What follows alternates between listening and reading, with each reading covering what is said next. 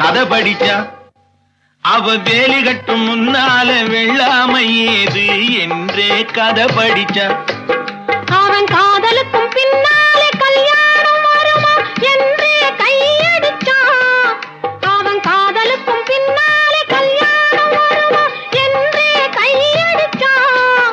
அவளாகட்டும் என்றே ஆசையில் நின்றே அத்தானின் காதை கடிச்சா.